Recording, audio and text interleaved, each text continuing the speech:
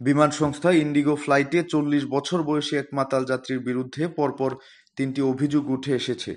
তিনি সরাসরি চলন্ত বিমানের ইমার্জেন্সি দরজার ফ্ল্যাপ জোর করে খোলার চেষ্টা করছিলেন।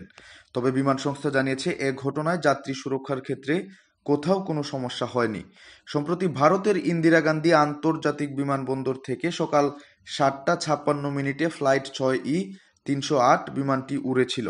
এদিকে এর আগে ২০২২ সালে ১০ ডিসেম্বর বেঙ্গালুরু সাউথের সাংসদ তেজস্বী সূর্য টেক অফের আগেই বিমানের দরজা দুর্ঘটনাক্রমে খুলে ফেলেছিলেন। এর জেরে বিমানটির প্রায় ১০ ঘন্টা দেরি হয়ে গিয়েছিল। তবে এবারের ঘটনা আরও গুরুতর। জানা গেছে, বিমানযাত্রী আর প্রতীক ১৮F সিটে বসেছিলেন। তিনি কার্যত মদ্যপ অবস্থায় ছিলেন বলে অভিযোগ এসেছে। তিনি বিমানের ইমার্জেন্সি দরজা খোলার চেষ্টা করছিলেন এবং সবার সঙ্গে অত্যন্ত দুর্ব্যবহার করছিলেন। এ অবস্থায় বিমানটি ১০টা ৪৩ বেঙ্গালুরু বিমানবন্দরে পৌঁছায়।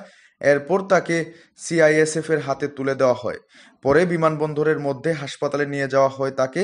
সেখানে ব্রেথ অ্যানালাইজার মেশিনের মাধ্যমে তার পরীক্ষা করা হয়, আর তখনই নিশ্চিত করা হয় তিনি মদ্যপ অবস্থায় বিমানে অবস্থান করছিলেন। জানা গেছে, আর প্রতীকের বাড়ি ভারতের কানপুরে। তিনি একটি ই-কমার্স ফার্মের মার্কেটিং এক্সিকিউটিভ হিসেবে কর্মরত। বিমান সংস্থা ইন্ডিগো ঘটনার কথা স্বীকার করে জানিয়েছে, দিল্লি থেকে বেঙ্গালুরুগামী বিমানে ছিলেন ওই যাত্রী। তিনি অপ্রকৃতিস্থ অবস্থায় ইমার্জেন্সি দরজায় ফ্ল্যাপ খোলার চেষ্টা করছিলেন।